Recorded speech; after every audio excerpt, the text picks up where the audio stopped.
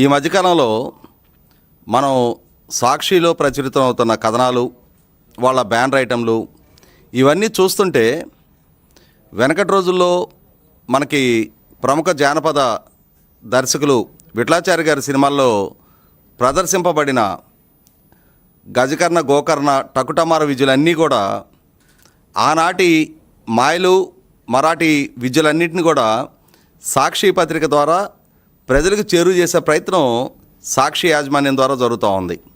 ఎందుకంటే సాక్షాత్తు జగన్మోహన్ రెడ్డి గారి కుటుంబ యాజమాన్యంలో ఉన్న పత్రిక, జగన్మోహన్ రెడ్డి గారి రాజకీయ ఎజెండాలో భాగంగా ఆ పత్రికని గడిచిన దశాబ్ద కాలం పైగా వాళ్ళ సొంత పార్టీ కరపత్రికలాగా ఎలా వాడుకుంటున్నారు అనడానికి కొన్ని వేల ఉదాహరణలు మనం ప్రస్తావించి చెప్పొచ్చు. అలాగే ఈ మధ్యకాలంలో సాక్షిలో ప్రచురితమైన నాడు నెంబర్ 1 నేడు నెంబర్ 8 అనే పేరుతోటి ప్రచురితమైన కథనం. ఆ కథనం ద్వారా వాళ్ళు చెప్పదలుచుకున్నది ఏంటి అంటే, జగన్మోహన్ రెడ్డి గారి ఘనమైన పాలనా కాలంలో ఆంధ్రప్రదేశ్ రాష్ట్రం ఈజ్ ఆఫ్ డూయింగ్ బిజినెస్లో నెంబర్ 1 స్థానంలో నిలిచింది. కానీ నేడు చంద్రబాబు నాయుడు గారి నాయకత్వంలోని ఎన్డీఏ కూటమి ప్రభుత్వ హయాంలో 8వ స్థానంలో ఈజ్ ఆఫ్ డూయింగ్ బిజినెస్లో ఆంధ్రప్రదేశ్ రాష్ట్రం నిలిచింది అని చెప్పని ఒక కథనాన్ని వాళ్ళు వండి వార్చారు. అంటే జగన్మోహన్ రెడ్డి గారి పాలనా హయాంలో రాష్ట్రంలోకి లక్షలాది కోట్ల రూపాయల పారిశ్రామిక పెట్టుబడులు వచ్చాయి. అలా పెట్టుబడులు రాష్ట్రంలోకి ప్రవహించడానికి కావాల్సిన మెరుగైన పాలసీలు, మెరుగైన పాలనా విధానాలు, అటువంటి అనుకూలమైన వాతావరణం జగన్మోహన్ రెడ్డి గారి పాలనా హయాంలో కొనసాగింది. అందువల్ల జగన్మోహన్ రెడ్డి పాలనా హయాంలో రాష్ట్రంలో లక్షలాది నిరుద్యోగ యువతకు ఉపాధి అవకాశాలు దక్కాయి. కానీ నేడు ఎన్డీఏ కూటమి ప్రభుత్వ హయాంలో అటువంటి పరిస్థితి లేదు అని చెప్పని ప్రజలకు ఒక మాయల మరాఠీ లాంటి సమాచారాన్ని అందించే ప్రయత్నం చేశారు. అంటే కేంద్ర ప్రభుత్వం నీతి ఆయోగ్ ద్వారా ఇన్వెస్ట్మెంట్ ఫ్రెండ్లీనెస్ ఇండెక్స్ 2026 అని చెప్పనే ఒక సూచీని విడుదల చేస్తే దాన్ని ఆనాటి కేంద్ర ప్రభుత్వం కేంద్ర పరిశ్రమలు అలాగే అంతర్గత వాణిజ్య ప్రోత్సాహక శాఖ వాళ్ళు business reforms action plan BRAP ఆ నివేదిక, ఆ రోజుల్లో కేంద్ర పరిశ్రమల శాఖ వాళ్ళు విడుదల చేసిన నివేదికని ఈనాడు నీతి ఆయోగ్ ద్వారా విడుదల చేసిన సూచీతో పోల్చి ఈ 2 నివేదికలు ఒకటే అని చెప్పని ప్రజలను భ్రమింపజేసే ప్రయత్నం చేశారు. వాస్తవంగా ఈజ్ ఆఫ్ డూయింగ్ బిజినెస్ వేరు, అలాగే ఇప్పుడు నీతి ఆయోగ్ ద్వారా విడుదల చేయబడిన ఇన్వెస్ట్మెంట్ ఫ్రెండ్లీనెస్ ఇండెక్స్ అనేది వేరు అనేది సహజంగా ఇటువంటి సాంకేతికపరమైన పదాలు, అలాగే కొంచెం అకాడమిక్ పరిజ్ఞానం కలిగిన వారికి మాత్రమే అర్థమయ్యే ఇటువంటి పదాలు సామాన్య ప్రజానీకానికి అర్థం కావు. కాబట్టి సాక్షి ద్వారా ఏదో ఒక విష ప్రచారాన్ని ప్రభుత్వం మీద దుమ్మెత్తు పోయటానికి ఒక సాధనంగా వాడుకోవటానికి ఏ అవకాశం దక్కితే ఆ అవకాశం ద్వారా మాకు విష ప్రచారం చేయటమే మా ఎజెండాలో భాగం అన్నట్టుగా సాక్షి ఈ కథనాలు వండి వరుస్తూ ఉంది. ఇక్కడ గమనించుకోవాల్సింది, మనకొక పాపులర్ సామెత ఉంది, పిల్లి నల్లదా తెల్లదా అనేది అప్రస్తుతం, ఎలుకలు పట్టిందా లేదా అనేది ముఖ్యమని చెప్తారు. అలాగే ఇవాళ ఈజ్ ఆఫ్ డూయింగ్ బిజినెస్లో జగన్మోహన్ రెడ్డి 1వ స్థానంలో నిలిపితే ఏంటి, ఇవాళ ఇన్వెస్ట్మెంట్ ఫ్రెండ్లీనెస్ ఇండెక్స్లో ఆంధ్రప్రదేశ్ రాష్ట్రం 8వ స్థానంలో ఉంటే ఏంటి అనేది ఒకసారి మనం వివరించి చెప్దాం.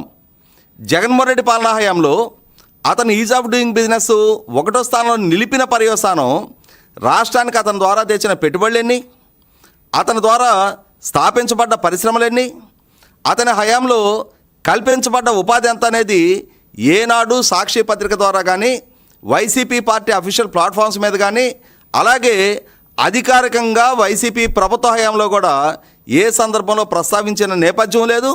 అలాగే ప్రజలకు విడమర్చి చెప్పిన సాహసం కూడా వాళ్ళు చేయలే. కారణం ఏంటి అంటే, ముఖ్యమంత్రిగా జగన్మోహన్ రెడ్డి పదవి బాధ్యతలు చేపట్టిన తొలినాళ్లలోనే పవర్ పర్చేసింగ్ అగ్రిమెంట్లు రద్దు లాంటి ఒక విధ్వంసకర నిర్ణయం తీసుకున్న పర్యవసానం.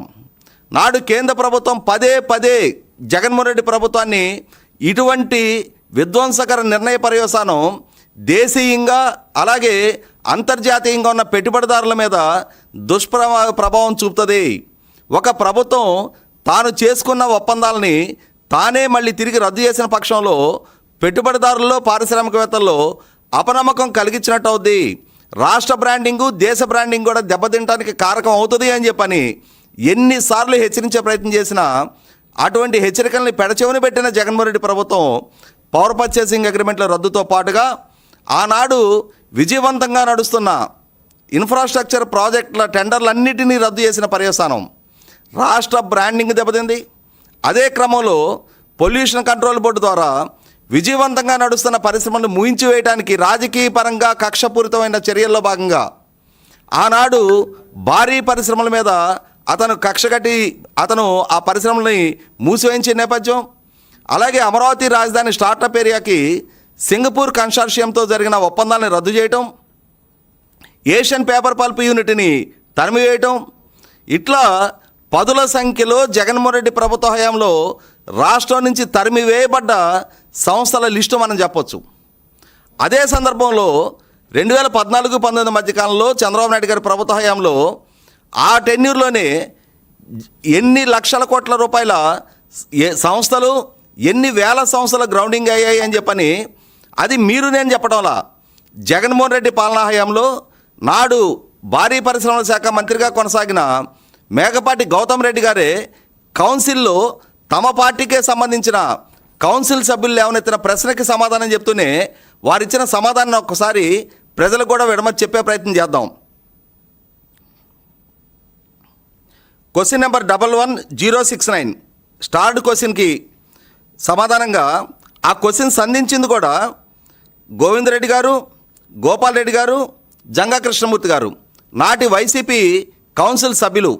వారు లేవనెత్తిన ప్రశ్నకి సమాధానంగా వారు లేవనెత్తిన ప్రశ్న కూడా ఏంటి, district wise details government and private industries ఎన్ని సెటప్ అయ్యాయి, ఎప్పుడు 2014 జూన్ నెల నుంచి 2019 చంద్రబాబు నాయుడు గారి ప్రభుత్వ హయాం ముగిసే వరకు, అంటే 5 సంవత్సరాల చంద్రబాబు నాయుడు గారి పాలనా హయాంలో ఎన్ని సంస్థలు గ్రౌండింగ్ అయ్యాయి, దాని ద్వారా కల్పించబడ్డ ఉపాధి ఎంత అని చెప్పని వైసీపీ సభ్యులు అడిగిన ప్రశ్నకు సమాధానంగా నాడు వైసీపీ ప్రభుత్వంలో పరిశ్రమల శాఖ మంత్రిగా కొనసాగిన మేకపాటి గౌతమ్ రెడ్డి గారు కౌన్సిల్కి ఇచ్చిన సమాచారం, అధికారికంగా ప్రభుత్వం విడుదల చేసిన సమాచారం ఓవరాల్గా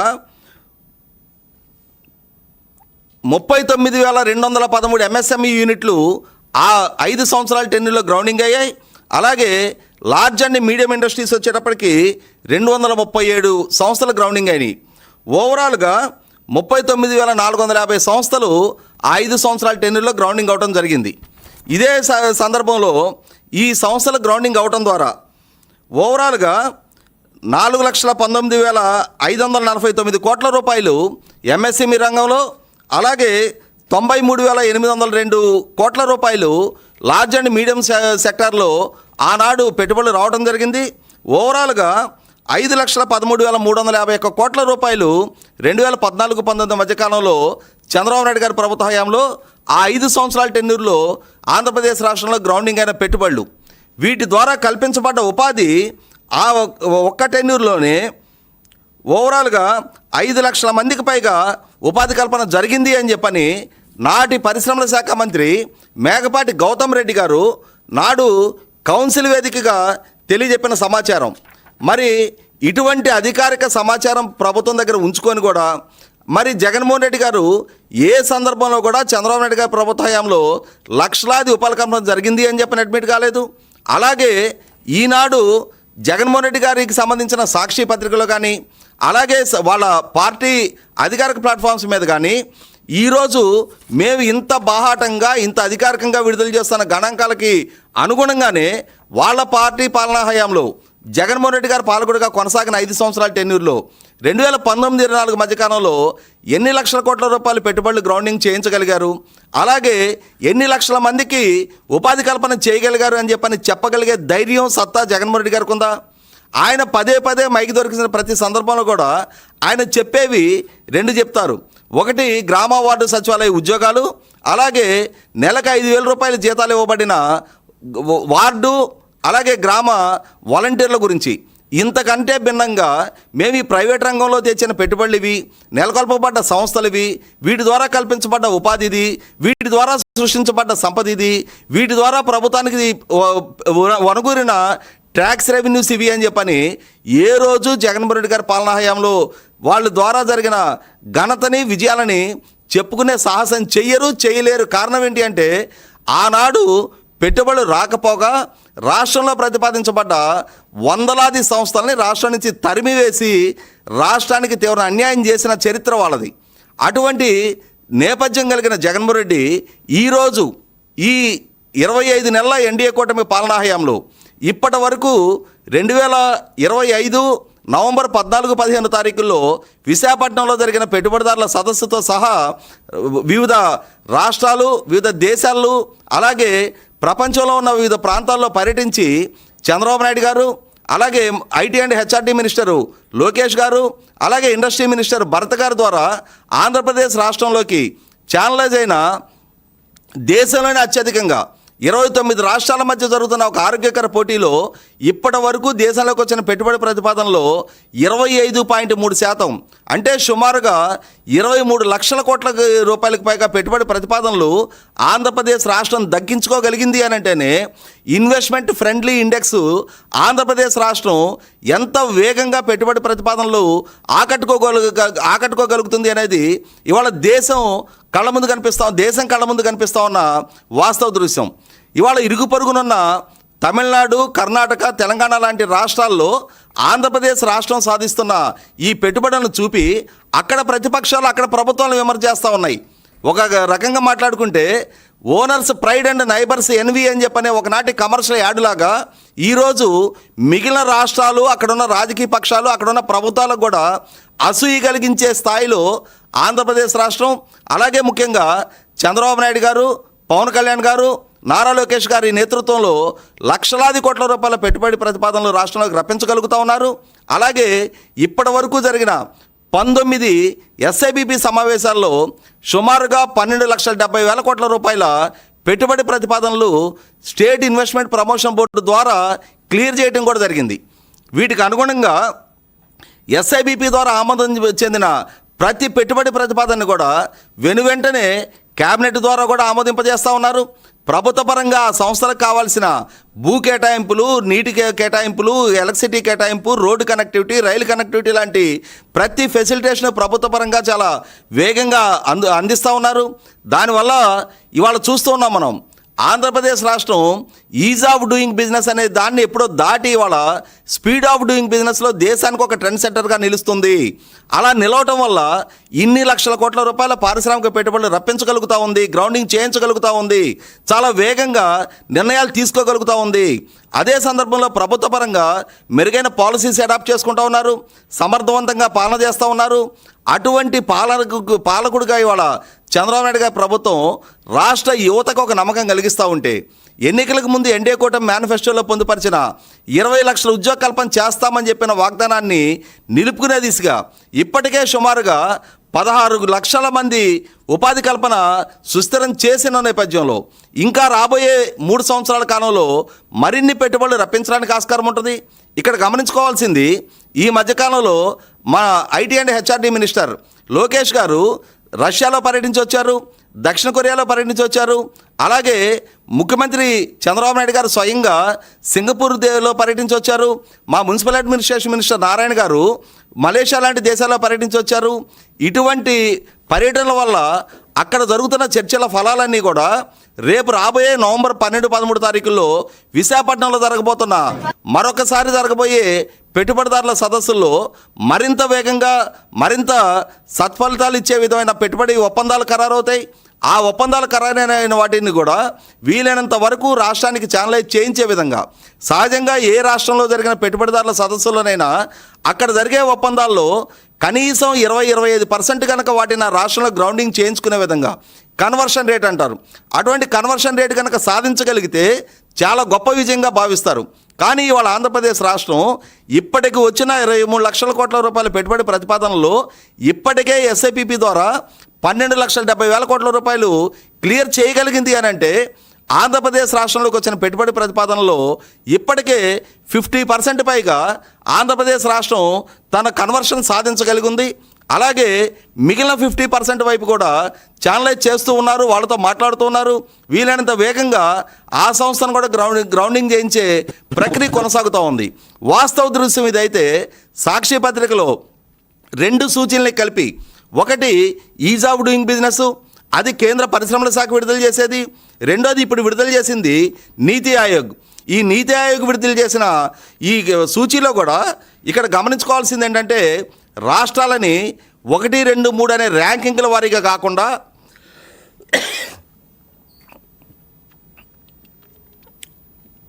నీతి ఆయోగ్ ద్వారా విడుదల చేసిన ఈ సూచీలో ఈజ్ ఆఫ్ డూయింగ్ బిజినెస్లో లాగా 1, 2, 3 అనే ర్యాంకింగుల్లో కాకుండా రాష్ట్రాలని 3 కేటగిరీలుగా వర్గీకరించారు.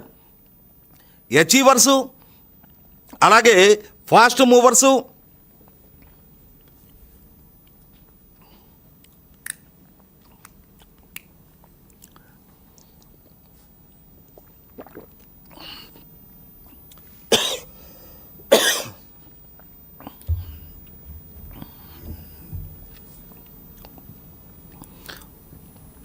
నీతి ఆయోగ్ ద్వారా ఇప్పుడు రాష్ట్రాలని 3 కేటగిరీలుగా వర్గీకరించారు. అవి అచీవర్సు, ఫాస్ట్ మూవర్సు, యాస్పైరర్సు అని చెప్పని. అంటే ఆల్రెడీ అభివృద్ధి చెంది ఆ సంస్థలను రప్పించుకొని ఆ ఫలాలను అనుభవిస్తున్న రాష్ట్రాలు, అలాగే ఆ సంస్థలను రప్పించుకునే క్రమంలో వేగంగా స్పందిస్తున్న రాష్ట్రాలు, అలాగే సంస్థలను రప్పించుకోవాలి అని చెప్పని ఆశిస్తున్న రాష్ట్రాలు. ఇవాళ ఆంధ్రప్రదేశ్ రాష్ట్రాన్ని ఫాస్ట్ మూవర్స్ కేటగిరీలో నీతి ఆయోగ్ ఉంచడం జరిగింది. కారణం ఏంటి అంటే ఆంధ్రప్రదేశ్ రాష్ట్రం స్పీడ్ ఆఫ్ డూయింగ్ బిజినెస్ విధానం ద్వారా ఎంత వేగంగా స్పందిస్తుంది. ఇవాళ ఒక పెట్టుబడి ప్రతిపాదన ఏదైనా దేశంలోకో రాష్ట్రంలోకి రాబోతుంది అని చెప్పిన సమాచారం అందుకున్న వెనువెంటనే రాష్ట్ర ప్రభుత్వం స్పందిస్తున్న తీరు, అలాగే రాష్ట్ర ప్రభుత్వం ఆ ప్రతిపాదనని రప్పించుకుంటున్న తీరు, ప్రభుత్వ పరంగా క్లియర్ చేసి ఆ సంస్థల్ని భూమి పూజ స్థాయికి రప్పిస్తున్న తీరు చూసిన తర్వాత ఇవాళ దేశానికి ఒక ట్రెండ్ సెట్టర్గా ఆంధ్రప్రదేశ్ రాష్ట్రం నిలుస్తుంది. కాబట్టి ఫాస్ట్ మూవర్స్ కేటగిరీలో ఆంధ్రప్రదేశ్ రాష్ట్రాన్ని పెట్టడం జరిగింది. కానీ ఈ వాస్తవాలను వక్రీకరించి ఆంధ్రప్రదేశ్ రాష్ట్రం పారిశ్రామికంగా వెనకబడుతుంది. జగన్మోహన్ రెడ్డి గారి పాలనాహయాంలో పాలనాహయం నాటితో పోల్చి చూస్తే ఇవాళ ఆంధ్రప్రదేశ్ రాష్ట్రంలో పెట్టుబడి ప్రతిపాదనలు పెద్దగా రావటం లేదు అని చెప్పని తప్పుడు సమాచారాన్ని సాక్షి పత్రిక ద్వారా వాళ్ళు ప్రచురిస్తూ కనీసం ఈ సాంకేతికపరమైన అంశాల గురించి అవగాహన లేని సామాన్య ప్రజానీకానికైనా సరే అరే చంద్రబాబు నాయుడు గారి పాలనాహయం కన్నా జగన్ పాలనాహయంలోనే మరింత పెట్టుబడి ప్రతిపాదనలు వచ్చాయంట అని చెప్పని ఈ ర్యాంకులు లాంటి ఈ సాంకేతికపరమైన అంశాలతోటి కొందరినైనా భ్రమింపజేయగలమైన ఒక రకమైన మాయల మరాఠీ టకుటమార విద్యల్ని సాక్షి ద్వారా వైసీపీ ప్రదర్శిస్తుందనేది వాస్తవం. కాబట్టి వాళ్ళ వాస్తవ దృశ్యం కళ్ళ ముందు కనిపిస్తూ ఉన్నప్పుడు ఎన్నికలకు ముందు చేసిన 20 లక్షల ఉద్యోగ కల్పన వాగ్దానాన్ని నెరవేర్చుకునే విధంగా ఓ పక్క ప్రభుత్వ పరంగా గతంలోనే మేము వాగ్దానం చేసిన 16,347 టీచర్ నియామక ప్రక్రియని చాలా వేగంగా పూర్తి చేసాము. ఒక టైం బౌండెడ్ షెడ్యూల్లో 15,941 మందికి ఉద్యోగ అవకాశాలు కల్పించడం జరిగింది. అలాగే 5,757 కానిస్టేబుల్ నియామక ప్రక్రియను కూడా చాలా వేగంగా పూర్తి చేసి వారికి కూడా నియామక పత్రాలు ఇవ్వడం జరిగింది. మళ్ళీ ఇప్పుడు యూనివర్సిటీల్లో professor, assistant professor, additional professor స్థాయి, అసోసియేట్ ప్రొఫెసరు స్థాయి ఉద్యోగాల నుంచి 10,000కు పైగా ఉద్యోగ నియామక ప్రక్రియతోటి మరొక జాబ్ క్యాలెండర్ కూడా ఇప్పుడు విడుదల చేసి ఆ ప్రక్రియ కూడా ఆల్రెడీ నోటిఫికేషన్ స్టేజ్లో ఉన్నది కళ్ళ ముందు కనిపిస్తూ ఉంటే ప్రైవేట్ రంగంలో లక్షలాది ఉద్యోగ కల్పనకి ప్రభుత్వ పరంగా తీసుకుంటున్న చొరవలో సత్ఫలితాలు ఇస్తూ ఉంటే లక్షలాది కోట్ల రూపాయల పరిశ్రమలు గ్రౌండింగ్ అవుతూ ఉంటే తద్వారా రాష్ట్ర యువతకి వలసలు లేని ఉపాధి కల్పన దిశగా ఆంధ్రప్రదేశ్ రాష్ట్రం అడుగులేస్తూ ఉంటే దీన్ని చూసి తట్టుకోలేని ఒక నైరాశ్యంలో మునిగిపోతున్న వైసీపీ మళ్ళీ తిరిగి 2029 ఎన్నికల నాటికి ఎన్నికలకి సమాయత్తం అయ్యే నాటికి ఇన్ని లక్షల మంది యువతకు గనక ఎన్డీఏ కూటమి ప్రభుత్వం ఉద్యోగ అవకాశాలు కల్పించిన పక్షంలో తమకు రాజకీయంగా మనుగడ ఉండదు అనే ఉద్దేశంతో ఒక రకంగా 2019-24 మధ్యకాలంలో నైరాశ్యంలో మునిగిపోయి కొంత పెడదోరలు పడుతున్న యువతలో ధైర్యాన్ని నింపి మళ్ళీ తిరిగి వారికి భవిష్యత్తు పట్ల ఆశలు చిగురింపజేసి అది వాళ్ళ వాస్తవ రూపంగా అమల్లోకి తీసుకొస్తున్న ఎన్డీఏ కూటమి ప్రభుత్వం తన ఆచరణ రూపంగా సాధిస్తున్న విజయాలు కళ్ళ ముందు కనిపిస్తుంటే దాన్ని వక్రీకరిస్తూ ప్రజలకు తప్పుడు సమాచారం ఇస్తున్న వైసీపీ సాక్షిని చూసిన తర్వాత తప్పనిసరిగా ఈ వాస్తవాలు ప్రజలకు తెలియజెప్పాల్సిన బాధ్యత మాకుంది అనే ఉద్దేశంతో ఈ వివరాలు తెలియజేస్తూ ఉన్నాం. Thank you.